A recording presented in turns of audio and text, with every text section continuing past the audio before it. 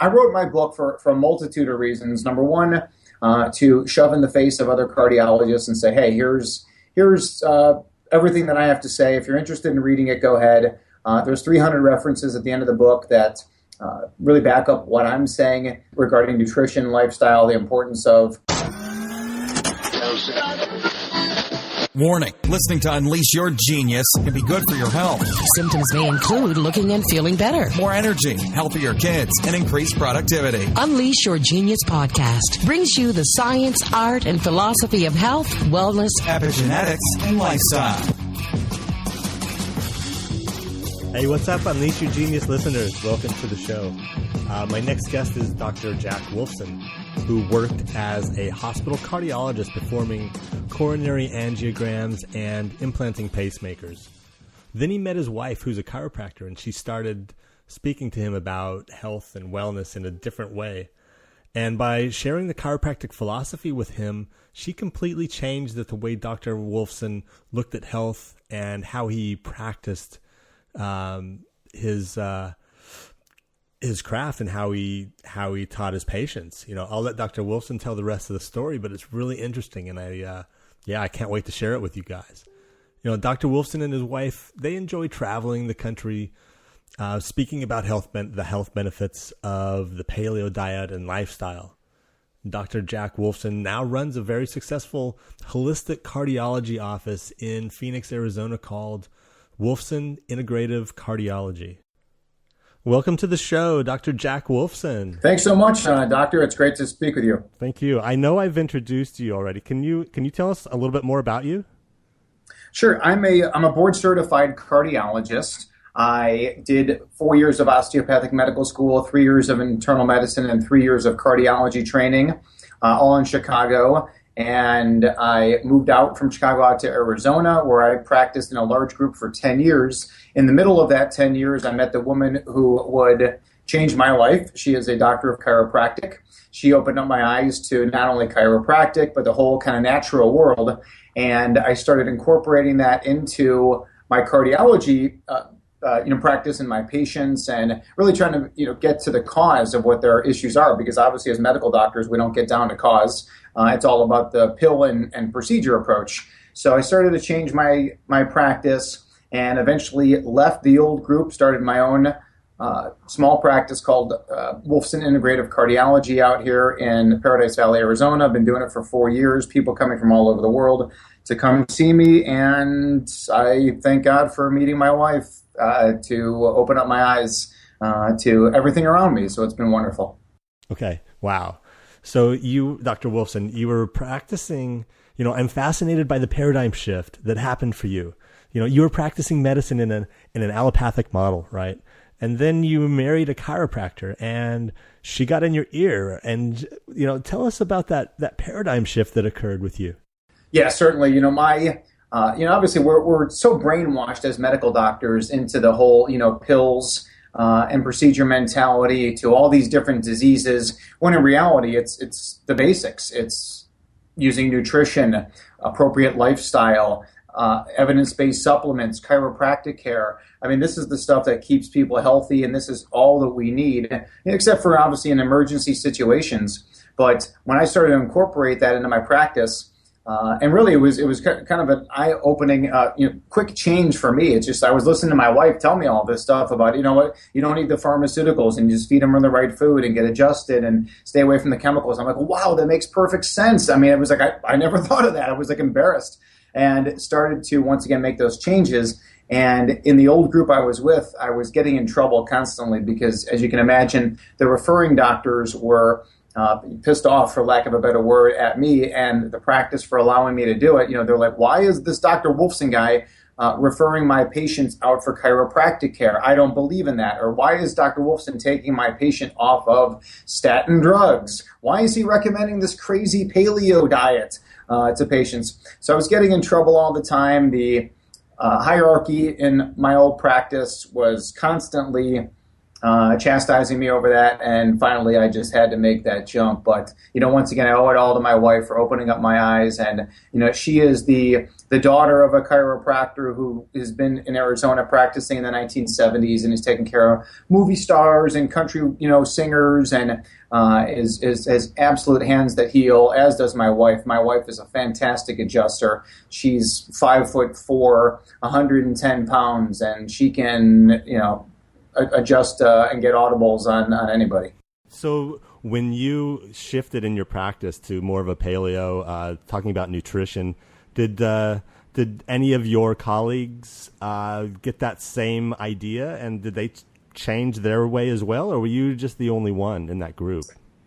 Yeah, I was the only one in that group. There was 40 doctors, nurse practitioners there. No one believed in anything I was doing. No one believed in talking about nutrition because we don't get trained in nutrition. The amount of nutrition conversation we had really in medical school, residency, fellowship was just about zero. So we don't get trained in that. We just get trained in the pills and the procedures, and that's all that these doctors look to do. And, insurance-wise, they have 10-minute office visits, and it's, hey, how you doing? Here's your prescriptions. Go get a stress test on your way out.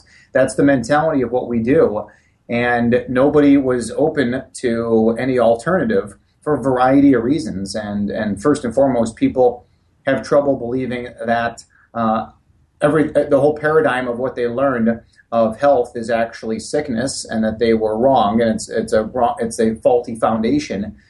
They don't want to believe that. They spent their entire lives dedicated to the pills and the procedures, and they're not going to give up on that very easily. So it became very obvious that I had to leave that group. And you know what? I left the hospital system. I no longer work in the hospitals. I don't take call anymore. I see patients from 9 to 5, in my office, and that's how I do it. And, once again, it's a great place to go for an emergency. If you're in the midst of a heart attack, go to the hospital.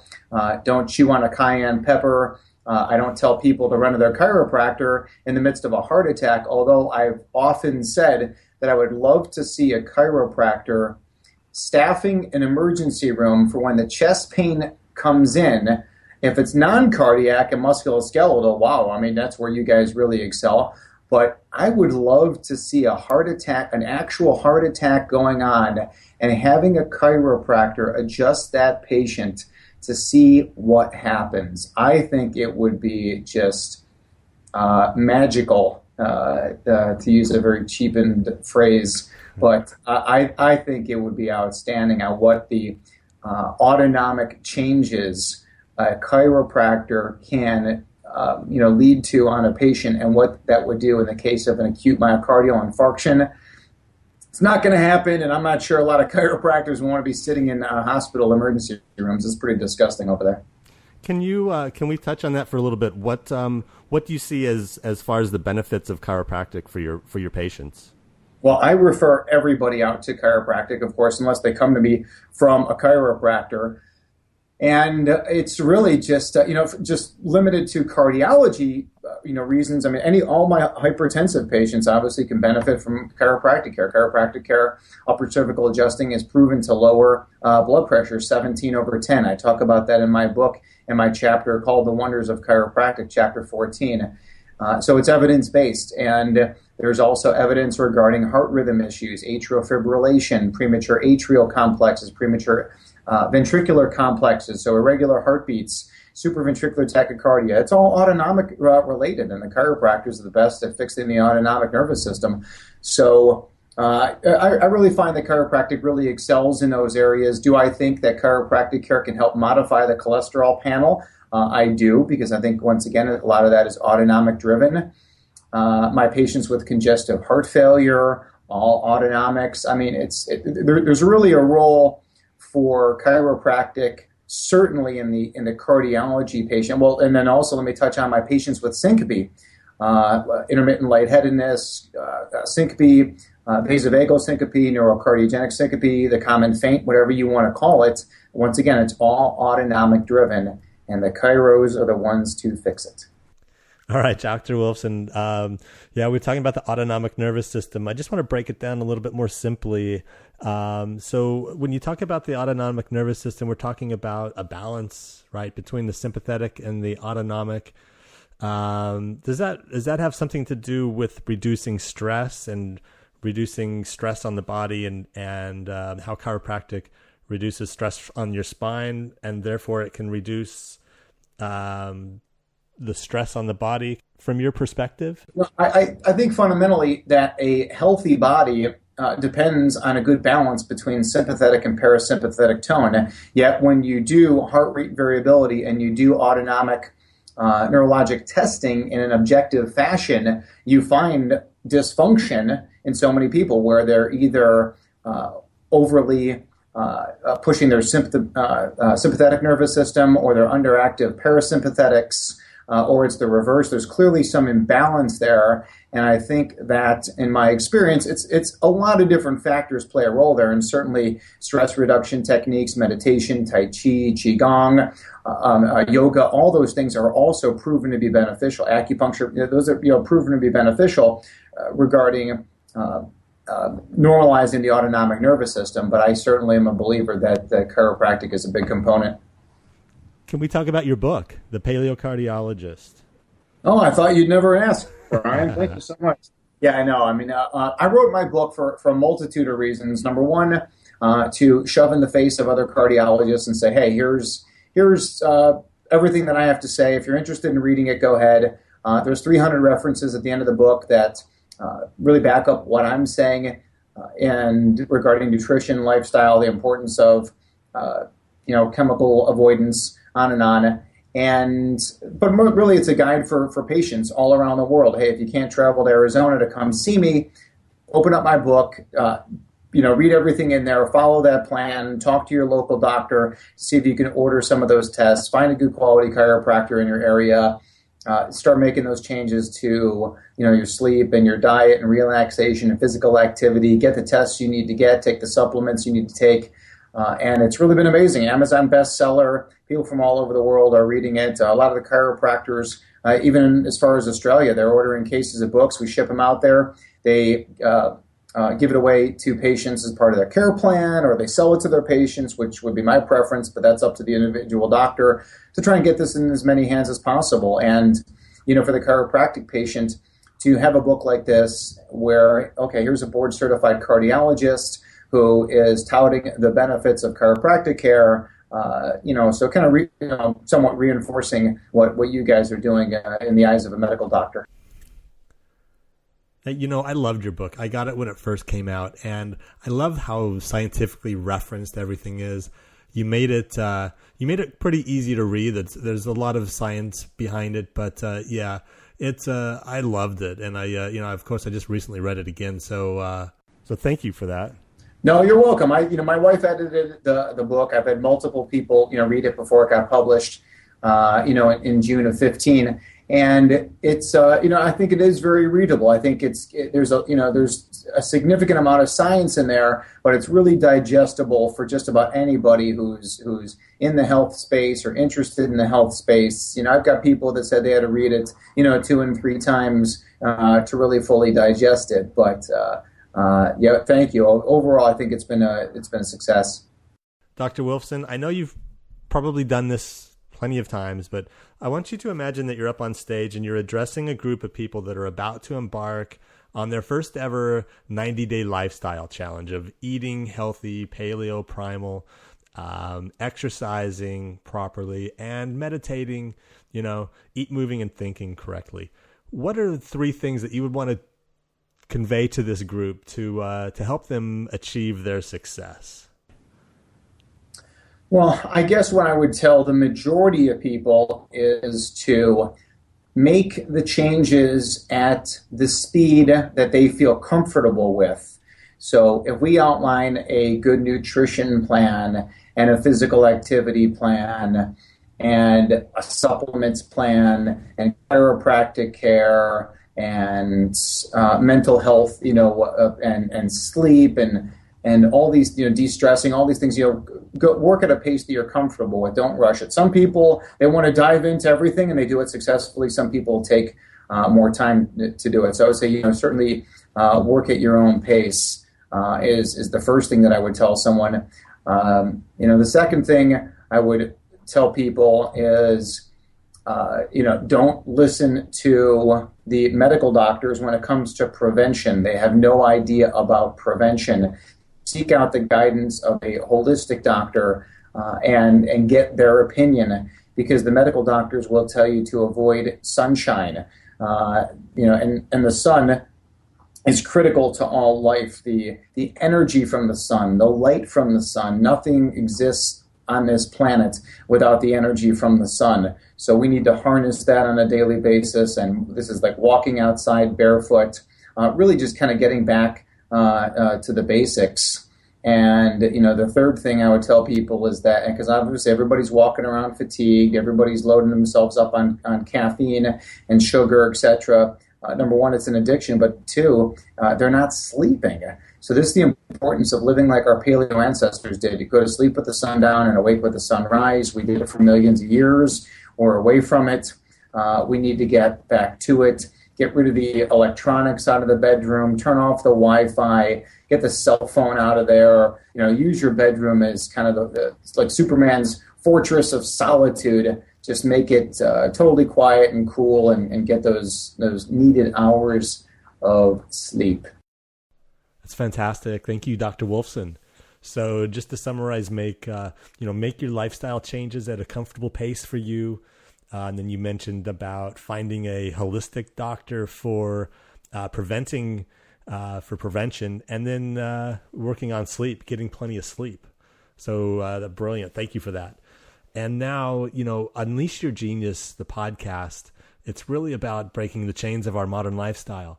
And we know that changing our lifestyle can be difficult. And I was wondering if you could tell us about some of your struggles. What did you go through, or if you did have any struggles changing your lifestyle to a more paleo primal approach? Yeah, listen, obviously we all kind of struggle from time to time. It's the holiday season, or it's someone's birthday, or it's a wedding. We just came back from a camping trip. My wife, my two boys, and I. And there's all these temptations that are out there, and sometimes we give in to those temptations, and that's okay. And it's about, today was a bad food day. Tomorrow is going to be a good food day. But I always tell people, and I talk about this in the book, is that no matter what your diet is, please do it organically, organic foods, ethically raised animal products. So even if you eat ice cream, cookies, and cupcakes, if you're doing it organically, you're getting all the sugar, all the flavor, everything that you love, but you're not getting the chemicals. The artificial ingredients, the environmental toxins that are in these foods. Keep it organic, and you're going to get the best results. Hey, Jack, what are two things that we should just chuck out of the cupboard right now? Two things not in the cupboard. Well, for sure, anything that is artificial sweeteners, aspartame, acesulfame, flavorizers like MSG, monosodium glutamate, all that stuff should be out of the cupboards. Reading all the labels, and what should be in the cupboards really is food. It shouldn't be things that, once again, are artificial, or things that contain citric acid and things you can get into guar gum, some of these other kind of preservatives, thickening agents. That's one thing, and then of course, I think the easiest thing in 2016 is to get rid of the gluten. Get the gluten out of your life completely. I do advanced testing on people from a company called Vibrant America. They run a test called the Wheat Zoomer. They're based out of San Francisco, and the Wheat Zoomer looks for celiac antibodies, looks for leaky gut syndrome, and as far as identifying antibodies and zonulin levels, it's very comprehensive, and then looks at over 50 different antibodies to wheat, gluten, and the non-gluten components of wheat. So I think it's super simple to get the wheat, barley, and rye out of your diet. And because when we check people, 60, 70% of people are coming up with high antibodies, major immune reaction from gluten. So if that's all somebody can do to change their diet, and once again, Brian, we're not perfect in our household, but the three things we always are: we're always organic, we're always gluten-free, and always soy-free. And I think it's very easy to follow those three components. Hey, Jack, do you have a morning routine? Yeah, every morning I start off with a greens drink, and we just so happen to manufacture our own products. And there are a lot of chiropractors and natural doctors that are selling our products. I call it the triple combo, and it's our daily greens, which is just an organic greens composite of about 30 different products. And there's no fillers, there's no sweeteners, there's no stevia, there's nothing in there except for 100% food. I love that product. And I mix that with my superfood, which is Chlorella spirulina. And there's just so much medicinal benefit to both of those. Chlorella is a detoxifier, pulls out metals, great source of protein. And spirulina, same thing. And spirulina lowers total cholesterol, lowers LDL particles, raises HDL. It helps people with allergies, immune dysfunction, whatever. It's a great product for that. And then the third component of that is the beetroot powder. And beetroot is there's tons of literature on there. Everyone's kind of jumping on the beet bandwagon. Beet is a phenomenal source of nitrates that hit the oral bacteria and are turned into nitrites and then absorbed by the body and converted into nitric oxide. Nitric oxide is the body's main vasodilator. So for me, all those hypertensives, anybody with inflammation, anybody with oxidative stress, beetroot and all of these things are absolutely wonderful. So that's how I start off every morning. I will admit sometimes I will have organic coffee after that. Sometimes I'll do bacon and eggs or eggs and lox. Sometimes I will do a nut seed combo with raw cacao nibs, coconut flakes, and homemade nut milk, almonds water blend, walnuts water blend, pecans water blend, whatever you want to do. You don't need to buy some packaged product. You can make it on your own. It's all organic, and you're in total control of it. So that's pretty much how I start off my day. And then, of course, I dump in a few supplements on top of that, our multivitamin, some probiotics. If I go, with any one of those foods, I'll always take digestive enzymes as well.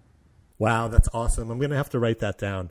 And I'll have a summary and show notes of all of this stuff on www.unleashyourgenius.com. So check out Dr. Wolfson's show notes for that.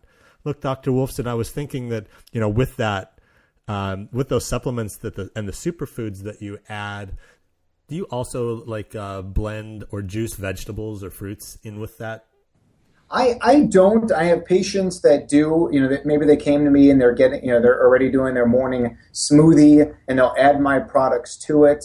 I don't. I just do it straight away like that. Listen, the best thing is a fresh juice, a fresh organic juice, not a pesticide juice. It has to be organic. So a fresh organic juice, there's nothing better than that. But for most of us, we're just too busy. I mean, juicing takes up a lot of time. It doesn't have any fiber. My products obviously contain fiber in there, so a little more in their I guess natural state, how you would be eating it if you were in the wild. But I think it's really you can't go wrong. My products and others that are like it are food based, 100% food. So as long as you stick with that. But so many of the other products they do contain citric acid, which will be likely coming from GMO corn.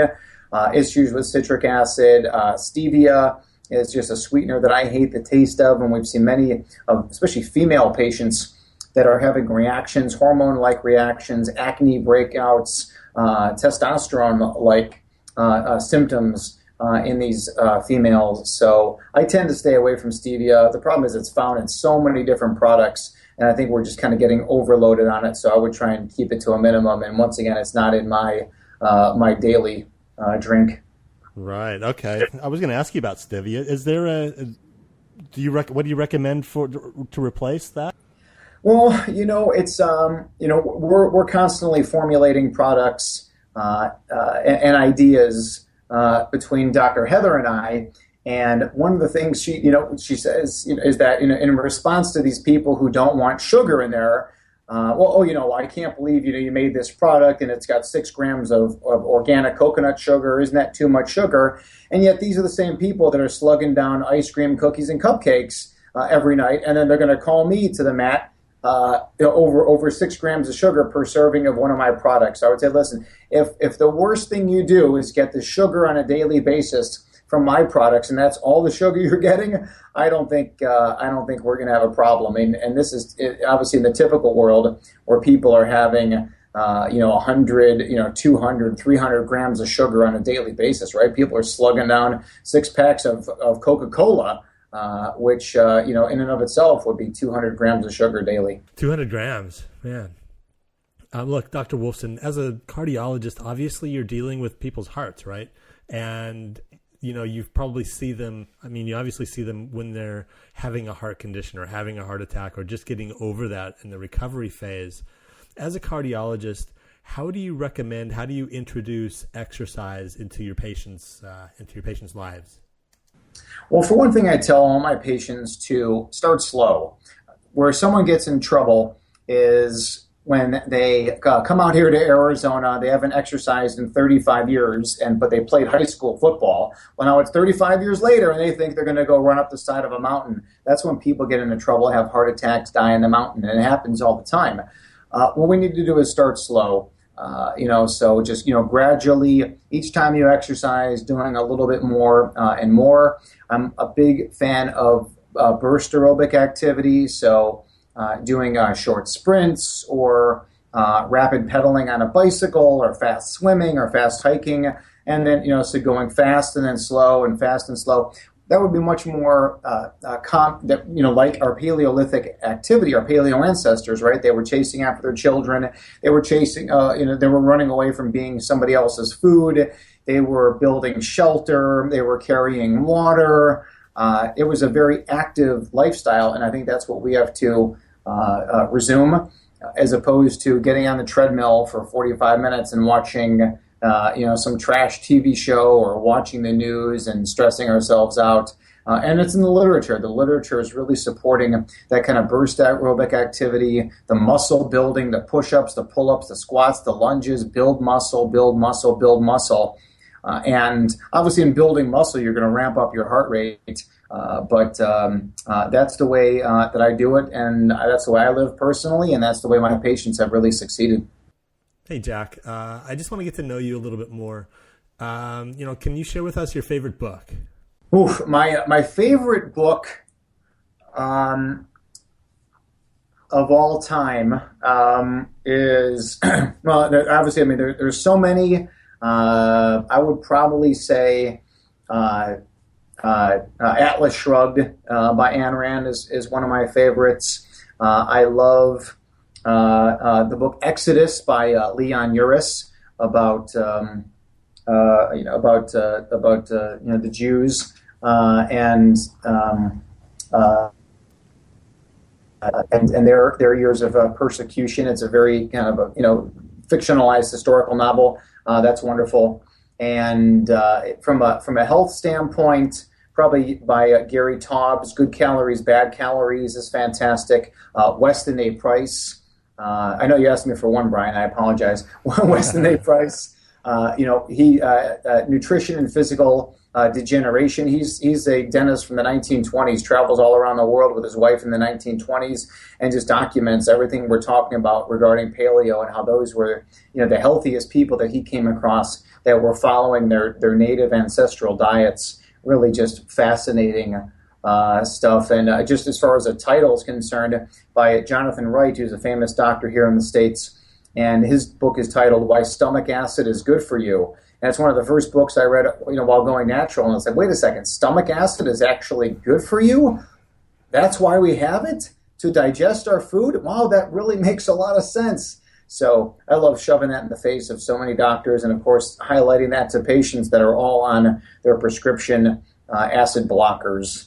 So I'm a prolific reader. I love to read.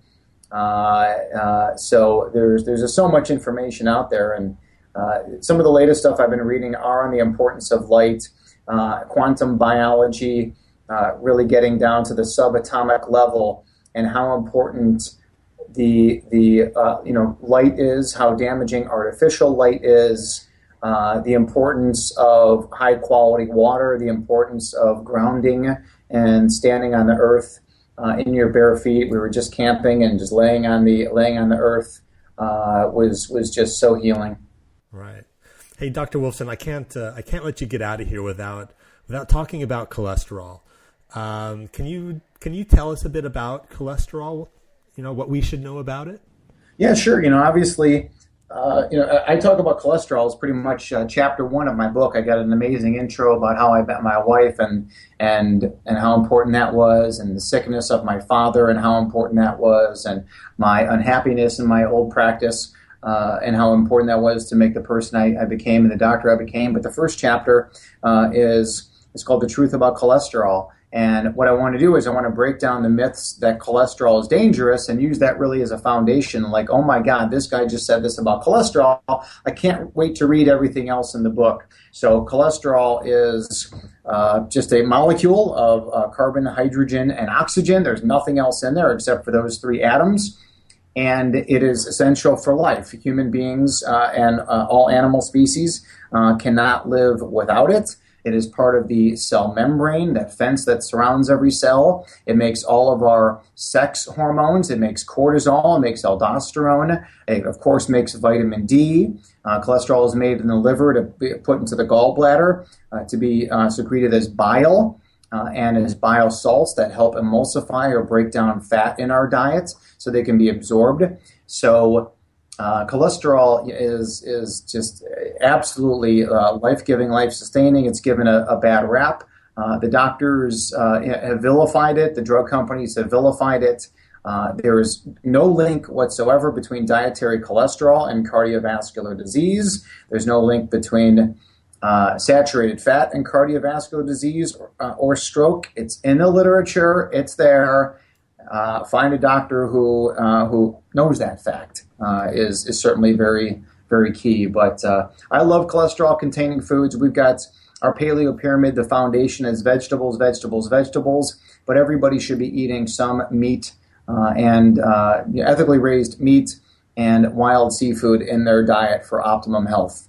You cannot be a vegan and ultimately be healthy. You can go well for a while, but it's not natural. Every animal species either eats other animals or they eat insects or they eat both. And the vegans are the only ones that are eating none, and they're experimenting on themselves, and it's going to be to their detriment. In your knowledge and research, is there any place for statins in health or heart disease? My quick answer is no. My slower answer is that there is a rare situation where people have familial hyperlipidemia. This is not the person who's like, my father had a heart attack when he was 65. No. These are people with sky-high cholesterol and LDL particle numbers, where they basically come in and you can see cholesterol deposits on their skin.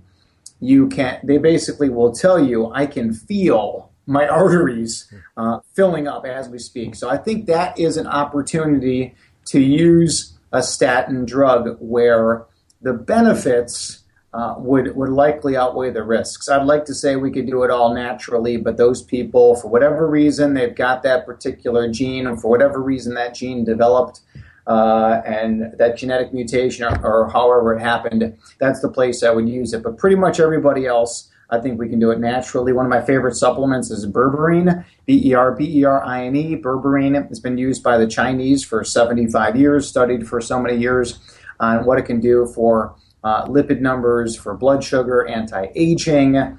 Of course, it's antimicrobial. And berberine, one of the things it does, it upregulates LDL receptors on the liver. So the liver has these catcher's mitts called LDL receptors. They pull the old LDL out of circulation, and that's the beauty of berberine. So it's not about lowering the cholesterol numbers. Brian, what we're trying to do is find the perfect paleo cholesterol or the perfect caveman cholesterol for each individual person, and we can usually do it with diet, lifestyle, chiropractic care, and evidence-based supplements when needed.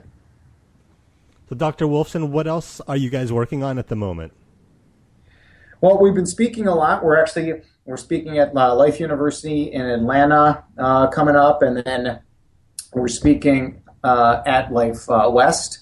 We're speaking in Omaha, Nebraska. It's the Nebraska Chiropractic Association. We're speaking for Ty Bollinger for The Truth About Cancer. That's in Dallas. So we got a lot of traveling going on. And we're constantly trying to come up with new supplements for our patients and to sell on our website online, and really just about changing the world.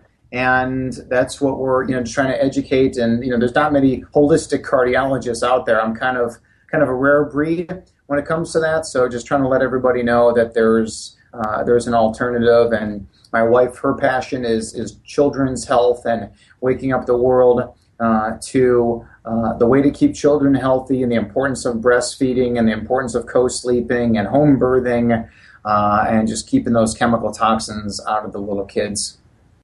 And your website is the Doctors Wolfson, is that right?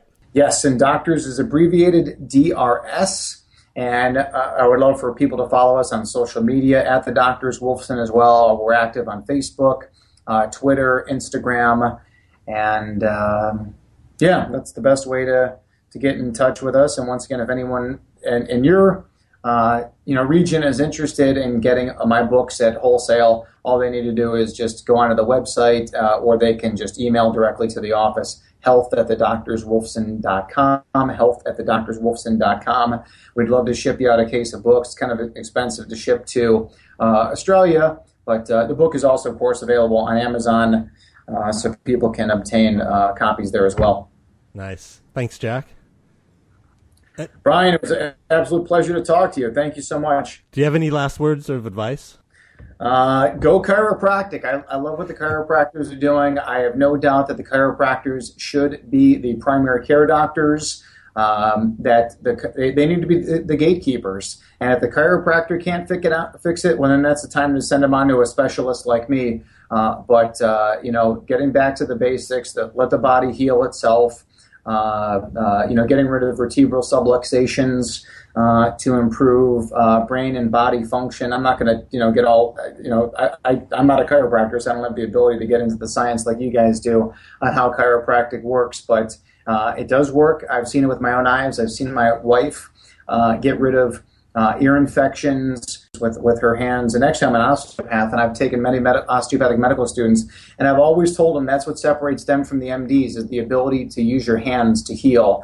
And the MDs will never have that. The chiropractors are the experts at it, and there's a lot of good quality DOs. And I tell these medical students, become one of those quality DOs that can use your hands, and you can heal someone anywhere on the planet. Thank you, Dr. Wolfson. It's been fantastic having you on the show today. All right, Dr. Brian, thank you. Thanks so much for listening to Unleash Your Genius with your host, Dr. Brian Peterson. For more great content and to stay up to date, visit unleashyourgenius.com. We'll catch you next time. Hey, what's up? I hope you guys liked this episode. And if you did, I would really appreciate it if you would subscribe. And most importantly, give us a review and give us a 5-star rating too, please. All right. See ya. All information provided by the Unleash Your Genius podcast is of opinion only and should not be taken as a substitute for speaking to a qualified health provider. Please seek advice from a qualified health professional before acting on any advice given on the Unleash Your Genius podcast.